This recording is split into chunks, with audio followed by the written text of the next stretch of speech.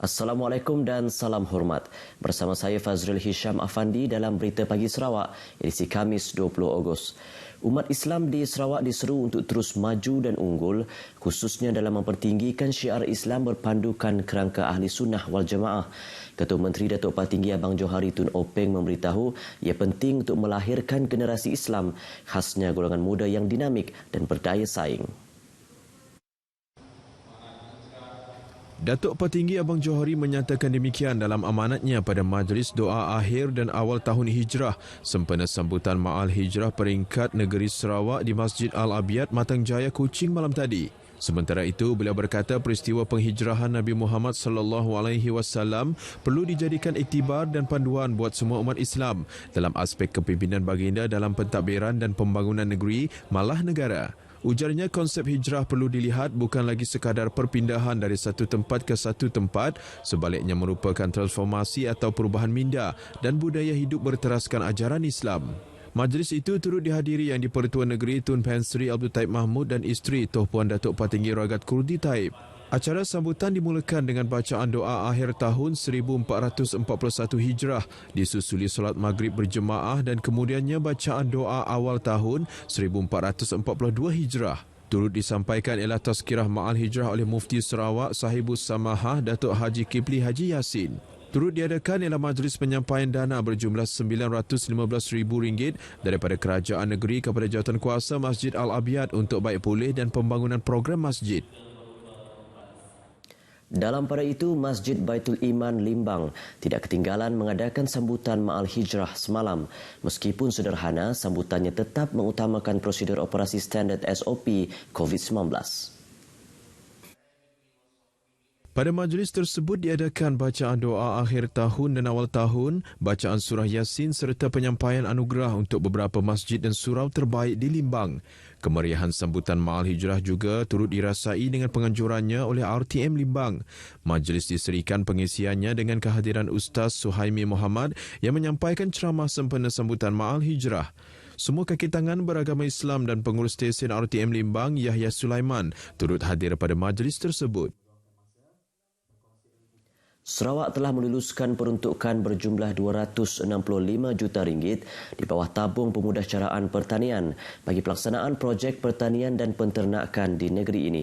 Timbalan Ketua Menteri Datuk Amar Douglas Ugah Embas berkata, peruntukan tersebut adalah inisiatif kerajaan negeri membantu petani dan penternak luar bandar meningkatkan pengeluaran dan menambahkan pendapatan mereka.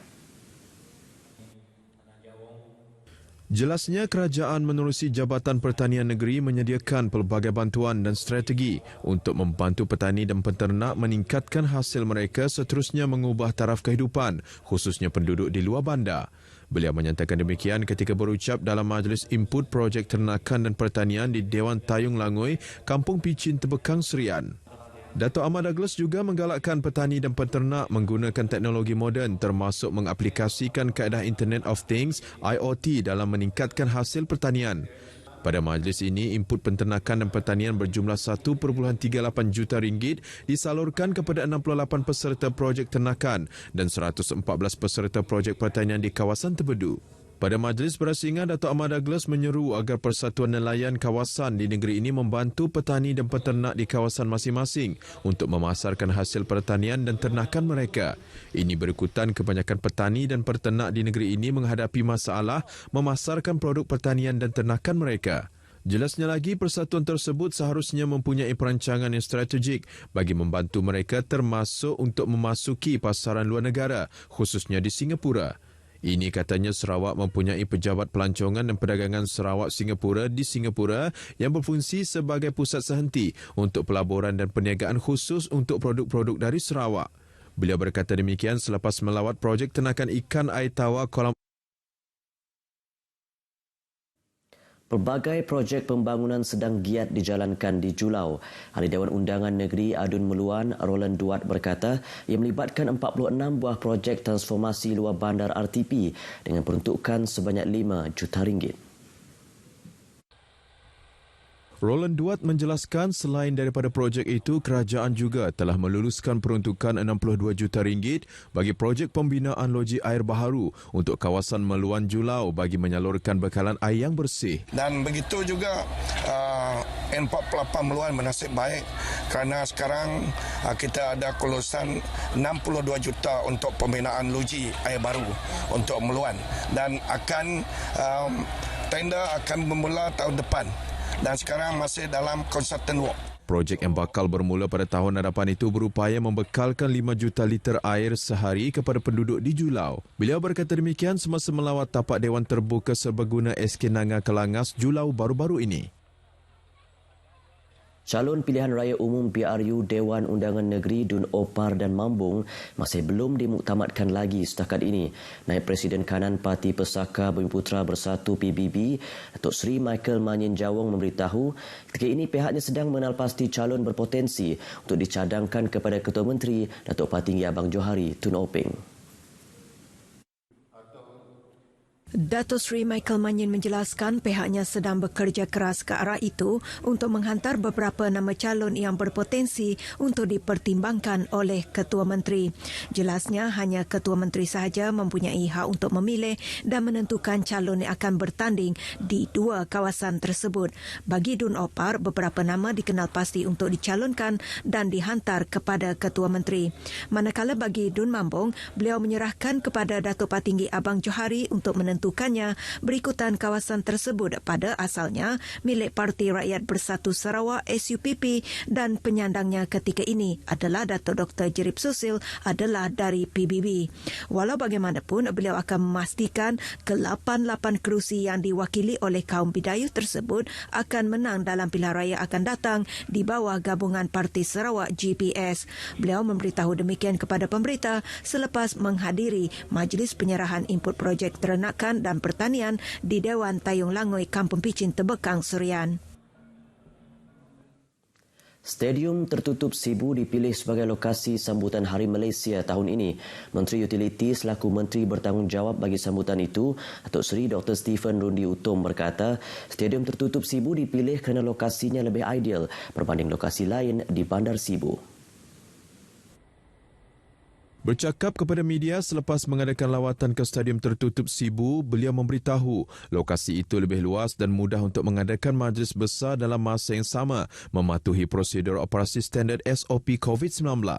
Dalam lawatan itu, beliau turut meninjau sendiri persekitaran stadium, bilik untuk tetamu kehormat serta kemudahan yang ada di stadium itu. Saya sudah tengok tempat parking kereta pun besar, tempat ini pun sesuai. Tempat ini dapat menempatkan sekurang-kurangnya mungkin 1,000 orang dengan mematuhi SOP iaitu penjarakan sosial dan sebagainya. Saya kira kita tidak akan melanggar SOP pandemik COVID-19. Dalam pada itu, beliau memberitahu sambutan Hari Malaysia merupakan satu sambutan yang amat penting, terutamanya untuk mengingatkan rakyat mengenai sejarah pembentukan Malaysia. Perkembangan berkaitan sambutan Hari Kebangsaan tahun ini amat bermakna kerana diraikan dalam situasi negara sedang berperang dengan COVID-19. Hasil tinjauan pemberita RTM di sekitar Bandaraya Kuching mendapati semangat patriotisme dalam diri rakyat tetap membara walaupun terdapat kekangan dalam tempoh perjuangan melawan pandemik ini. Saya berasa berbangga dengan rakyat Malaysia yang sanggup berkorbankan apa saja demi mencari berjuang dengan COVID. Kita mesti mau menang melawan COVID-19. Hasil tinjauan juga mendapati rata-rata masyarakat memahami dan menekankan keperluan mematuhi prosedur operasi standard SOP dalam keterujaan menyambut Hari Kebangsaan demi memastikan rantaian COVID-19 dapat diputuskan. Perayaan memang tersekat, tapi kerajaan kita sentiasa membuat perubahan dari segi pembaikan mengawal COVID ni. Ada rakyat Sarawak satu sajalah. Semangat kemerdekaan tetap ada, tapi cara sambutannya kita berlandaskan SOP yang ada lah. Sambutan Hari Kebangsaan tahun ini khasnya di Sarawak tidak sekadar diterjemah melalui kibaran jalur gemilang semata-mata, malah wujud harapan dan keyakinan masyarakat untuk memastikan perjuangan kita melawan COVID-19 berakhir dengan kemenangan. Seramai 100 peserta berjaya menamatkan kursus pemprosesan cili di bawah program Community Extension Outreach CEOP di Kampung Pejuang Kelulit, Berkenu. Majlis penutupan dan penyampaian sijil berlangsung di Balai Raya Kampung tersebut semalam dan disempurnakan Menteri Muda Wanita, Keluarga dan Pembangunan Kanak-Kanak, Rosi Yunus. Dalam ucapannya, Rozi berkata CEOP merupakan inisiatif Kerajaan Sarawak melalui Jabatan Pertanian Sarawak untuk membantu rakyat menambah pengetahuan dan pendapatan dalam bidang pertanian. Antara kursus yang ditawarkan ialah menanam cendawan dan hidroponik yang memberi manfaat kepada rakyat terutama di luar bandar. Oleh itu, beliau mengelalukan mereka yang berminat untuk menceburi bidang pertanian untuk menghadiri kursus yang ditawarkan. Berita Pagi Sarawak berakhir di sini. Salam Ma'al Hijrah, saya Fazrul Hisham Afandi. Jumpa lagi dan Assalamualaikum.